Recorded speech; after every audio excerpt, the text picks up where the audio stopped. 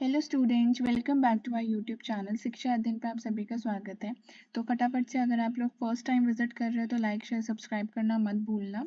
और आज हम स्टार्ट करने वाले हैं अपनी क्लास लेव वाइगॉत्स्की सोशियो कल्चरल थ्योरी से। और पेज 33 तक हम कवर कर चुके हैं, और जिन्होंने पहली क्लास नहीं देखी जाके देखिए और डेली देखनी है। फटाफट से हम शुरू करते हैं लेव वाइगॉत्स्की सोशियो कल्चर थ्योरी। तो लेव वाइगॉत्स्की ने दी है socio culture theory. The Russian psychologist Lev Vygotsky, L.S. Vygotsky, focused on the social and cultural process that guide children's cognitive development।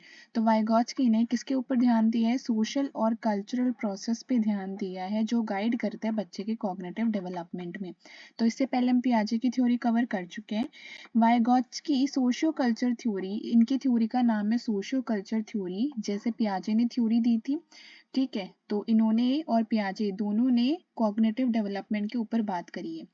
तो like पियाजे's theory stress children's active engagement with their environment, but whereas Piaget described the solo mind taking in and interpreting information about the world। तो दोनों ने क्या बोला कि वाइगॉत्स्की ये कहते हैं कि जो बच्चा है वो एक्टिव एंगेजमेंट की हेल्प से इन्वायरमेंट के साथ जब वो इंटरेक्शन करता है तो उससे बच्चे का कॉग्निटिव डेवलपमेंट होता है। लेकिन पियाजे ये कहते हैं कि सोलो माइंड जो होता है बच्चे का, जो कॉग्निटिव जो माइंड होता है वो अकेले ही इंफॉर्मेशन को ग्रैब करता है अपने इन्वायरमेंट से। Vygotsky so cognitive growth as a collaborative process. तो वाइगॉत्स्की ने ग्रोथ, कॉग्निटिव जो ग्रोथ है उसको कोलैबोरेटिव प्रोसेस बोला है। क्यों बोला है? ताकि जो उनका जो माइंड होता है बच्चे का वो इंटरेक्शन, इन्वायरमेंट के इंटरेक्शन से ज़्यादा जल्दी ग्रो होता है। Children said Vygotsky learn through social interaction. तो वाइगॉत्स्की ये कहते हैं जो बच्चे हैं वो सोशल इंटरेक्शन से सीखते हैं। There is no such as development without context, and there are many ways to develop as there are different culture and different experience. Children acquire cognitive skills as a part of their induction into a way of life. Shared activity may help children internalize their society's mode of thinking। तो main line यहीं पे है, क्या बोला है कि जो shared activity है, अगर इंटरैक्ट करेंगे इन्वायरमेंट के साथ तो एक्टिविटी शेयर्ड होगी। ठीक है, तो उससे क्या होता है, जो बच्चा होता है उसके जो थिंकिंग का मोड है वो और डेवलप होता है, वो उसको इंटरनलाइज, वो उसको और एनहेंस करता है। ठीक है, उसके बिहेवियर में फ़र्क पड़ेगा, उसका बिहेवियर जो है वो एनहेंस होगा, बिहेवियर में ग्रोथ आएगा, माइंड डेवलप होगा आसपास की चीज़ों को देख के, सीख कर। तो वाइगॉत्स्की ये कहते हैं कि सोशल इंटरैक्शन बहुत मायने है। तो आपको वाइगॉत्स्की के उसमें जो सोशल इंटरैक्शन है वो, ये वर्ड बहुत इंपॉर्टेंट है, इसे याद रखना है, social interaction. Vygotsky placed emphasize special emphasize on language. Language के ऊपर भी इन्होंने बहुत जोर दिया है। Not merely as an experience of knowledge and thought, but as an essential tool for learning and thinking about the world. तो language को उन्होंने एक एसेंशियल टूल माना है लर्निंग के लिए और सोचने के लिए वर्ल्ड के बारे में। Next, according to Vygotsky, adult are more advanced peer must help direct and organize a child's learning before the child can master and internalize it. This guidance is most effective in helping children cross the ZPD zone of proximal development, very much important, the gap between what they already able to do and what they could achieve with assistance from another person। proximal means nearby। तो proximal का मतलब near by. तो क्या होता है इसमें, क्या बोला गया है, ZPD zone of proximal development में ये बोला गया है कि ये एक गैप होता है। ठीक है, ये गैप होता है अगर बच्चे को, ठीक है, ये बच्चा है, चाइल्ड है, इस सर्कल के अंदर जो है बच्चा वही चीज़ें करेगा जो उसे पता है।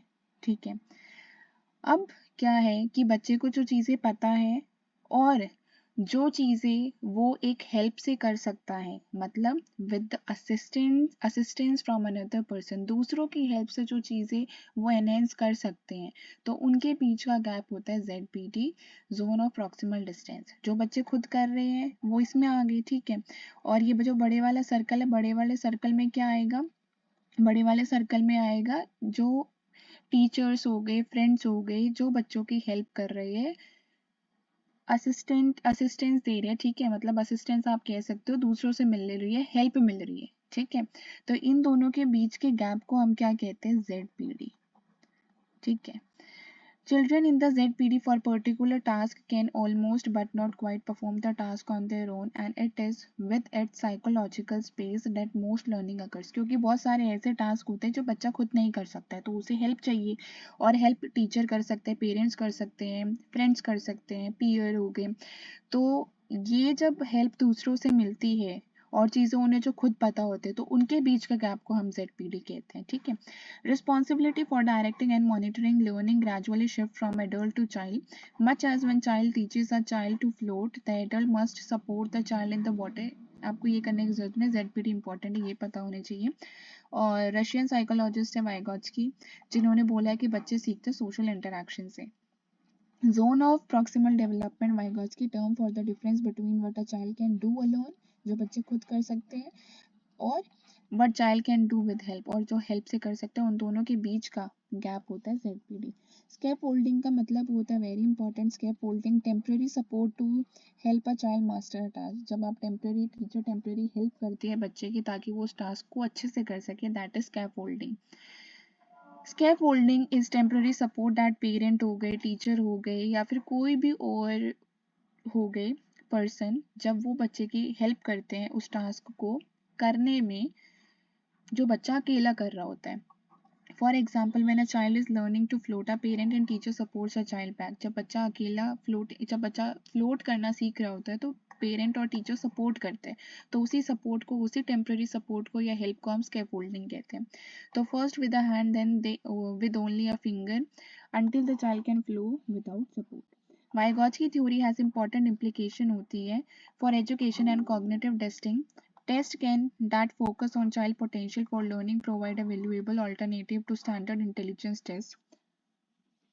तो क्या बोला है कि वाइगॉट्स्की ने टेस्ट भी दिए हैं फॉर कॉग्निटिव के लिए, ठीक है। तो ये आपको करने की ज़रूरत नहीं है। इस पैराग्राफ में स्कैफोल्डिंग हो गया, मेन चीज़ें हम पढ़ेंगे, ZPD हो गया, और सोशल इंटरेक्शन और लैंग्वेज पे फोकस दिया था इन्होंने। अब उसके बाद क्या है, information processing approach. Information processing approach seek to explain cognitive development by analysing. Analysing का मतलब क्या होता है, जब आप किसी चीज़ को समझ रहे हो तो जब उसको छोटे छोटे टुकड़ों में ब्रेक कर देते हो उसको समझने के लिए, एनालाइज करने के लिए, तो दैट इज एनालाइजिंग।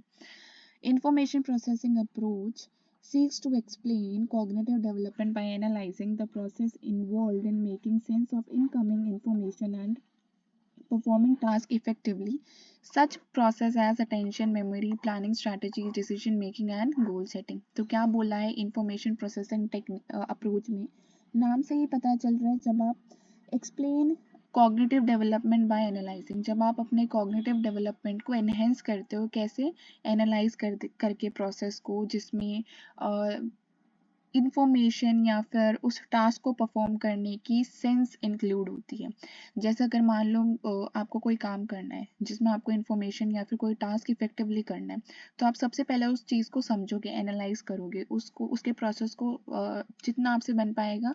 बच्चे जो उसको छोटे छोटे चंक्स में ब्रेक डाउन करेंगे उसे समझने के लिए, और फिर उससे जो है वो अपने कॉग्निटिव डेवलपमेंट को एक्सप्लेन करेंगे। तो that is information processing approach. अब जैसे इसमें इंक्लूड हो गया, जैसे अटेंशन हो गई, memory, planning strategies, decision making, goal setting. Next, such information processing theorists compare the brain to the computer. There are certain input and certain output. Information processing theorists are interested in what happened in the middle. तो information processing theorist इस चीज़ में interest होता है कि बीच के process में हुआ क्या है, what happens in the middle, how does brain uses sensation perception say of an unfamiliar word to recognize that word again, why does the same input sometimes result in different output. In large part, information processing researchers use observational data to infer what goes on between a stimulus and a response. For example, they may ask a person to recall a list of words and then observe any difference in performance if the person repeats the list over and over. तो इसमें कुछ नहीं है, सिर्फ आपको ये चीज़ याद रखनी है कि इंफॉर्मेशन प्रोसेसिंग में क्या होता है कि जब आप एक कंप्यूटेशनल मॉडल्स को डेवलप करते हो, अपने फ्लो चार्ट्स बनाते हो, अपने माइंड में एनालाइज करते हो कोई भी स्पेसिफिक स्टेप्स को, आप गैदर करते हो, इंफॉर्मेशन को स्टोर करते हो, फिर रिट्रीव करते हो अपनी इंफॉर्मेशन जो भी आपने गैदर की है, ठीक है। तो that is information processing theory. तो ये जो है ये वो स्टडी है, ये वो अप्रोच है जब आप कॉग्निटिव डेवलपमेंट को स्टडी करते हो ऑब्जर्व या एनालाइज करके आप मेंटल प्रोसेसेस को, जिसमें परसीविंग और हैंडलिंग इंफॉर्मेशन इंक्लूड होती है, ठीक है, समझ गए। तो इंफॉर्मेशन प्रोसेसिंग अप्रोच वो अप्रोच होते हैं जिसमें आप कॉग्निटिव डेवलपमेंट को स्टडी करते हो, कैसे, ऑब्जर्व और एनालाइज करके। और कौन सा प्रोसेस यूज होता है इसमें, मेंटल प्रोसेस यूज होता है। मेंटल प्रोसेस में कौन कौन सी चीज़ें इंक्लूड होंगी, आप परसीव करोगे और हैंडल करोगे इंफॉर्मेशन को। नेक्स्ट आता है रेस्ट, इसमें कुछ इंपॉर्टेंट नहीं है, ठीक है। अब जैसे यहाँ पे अगर हम देखें, पियाजे see people as active thinker, पियाजे ने देखा है पीपल को एक्टिव थिंकर बताया है अबाउट देयर वर्ल्ड।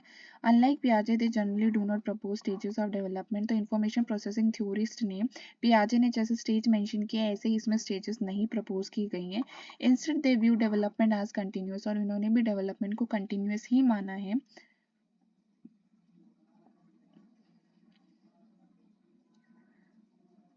तो ब्रेन इमेजिंग रिसर्च को इम्पॉर्टेंट एस्पेक्ट माना इंफॉर्मेशन प्रोसेसिंग मॉडल का। और information processing approach has practical application. It enables researchers to estimate an infant later intelligence from the efficiency of sensory perception and processing. It enables parent and children teacher to help children learn by making them more aware of their own potential process. तो इसमें information में क्या होता है, very important, ये याद रख लेना कि ये जो है पेरेंट और टीचर्स को हेल्प करता है। It enable parent and teacher to help children. तो ये पेरेंट और टीचर को कहता है कि आप बच्चों को हेल्प करो। क्यों हेल्प करो, उनको बनाओ, ऐसा बनाओ ताकि वो अपने मेंटल प्रोसेसेस को यूज कर सके, ठीक है, अपने आप।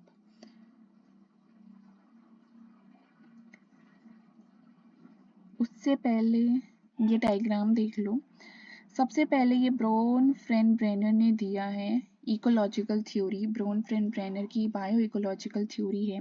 Concentric circle show 5 level of environmental influence on individual from the most intimate environment micro system to the broadest chrono system. तो पहला जो सर्कल है वो आप देखेंगे माइक्रो सिस्टम का, और लार्ज वाला आप देखेंगे क्रोनो का। एक सेकेंड, लास्ट वाला आप किसका देखेंगे, क्रोनो का। तो सबसे पहले माइक्रो सिस्टम की बात करें तो ये बाई डायरेक्शनल इन्फ्लुएंस है। सबसे पहले आप इस सर्कल को देखिए, डेवलपिंग चाइल्ड। तो डेवलपिंग चाइल्ड में आपका एज, सेक्स, हेल्थ, एबिलिटी और टेम्परामेंट आ गया, ठीक है। तो डेवलपिंग चाइल्ड सबसे पहला डेवलप करेगा बच्चा होम, फिर उसके बाद स्कूल जाएगा, फिर नेबरहुड, फिर पीयर ग्रुप, और फिर लोकल रिलीजियस कम्युनिटी। ओके, तो होम में हो गए जैसे पेरेंट्स और फ्रेंड्स, और parent, work place, education system. तो इसमें क्या बोल रखा है, एक सेकेंड।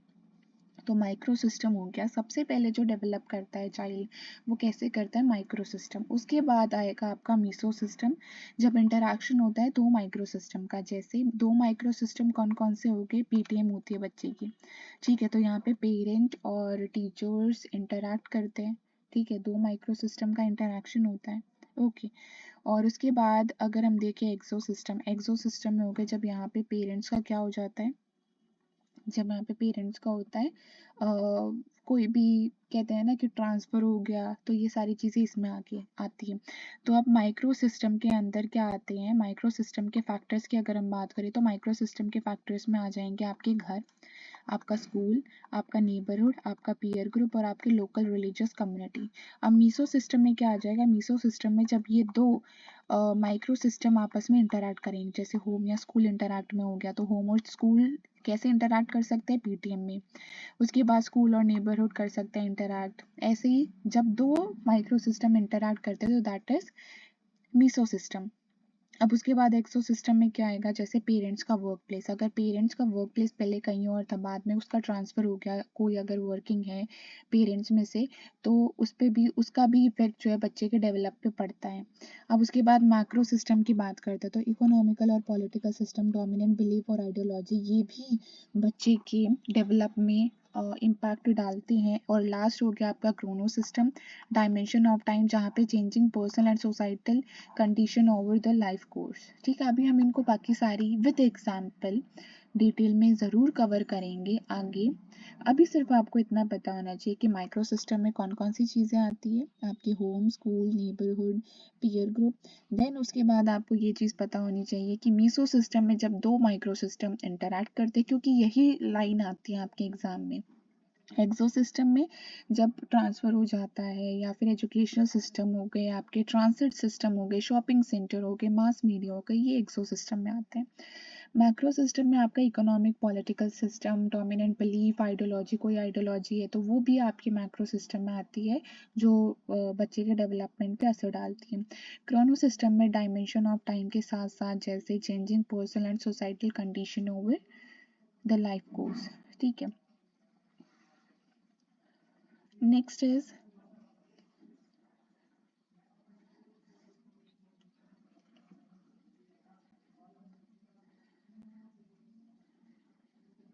देखा, बोला था ना कि अभी हम इनको और डिटेल में पढ़ेंगे। अभी तो वो सिर्फ डायग्राम था, अभी हमें डिटेल में यहाँ पढ़ेंगे विद एग्जाम्पल्स के साथ। ठीक है, कैसे क्या चीज़ें होती है, कैसे नहीं है, ये सारी चीज़ें अभी हम पढ़ेंगे। तो इसके लिए हम नेक्स्ट वीडियो में बनाएंगे, क्योंकि ना अगर टाइम कम होता है तो वीडियो जल्दी अपलोड हो जाते हैं और आप लोगों के पास जल्दी पहुँच जाएगी। ओके, वरना फिर अपलोड होने में बहुत टाइम लगता है और आप लोगों का फिर आप लोग वेट करते हो। इससे बेटर यही है कि 16 मिनट के हम बना देते हैं, आप देख भी लेंगे और फिर नेक्स्ट वीडियो भी आप लोगों के पास जल्दी अवेलेबल हो जाएगी। ओके, तो मिलता है अपनी नेक्स्ट वीडियो में, जिसमें हम कवर करेंगे कंटेक्सचुअल।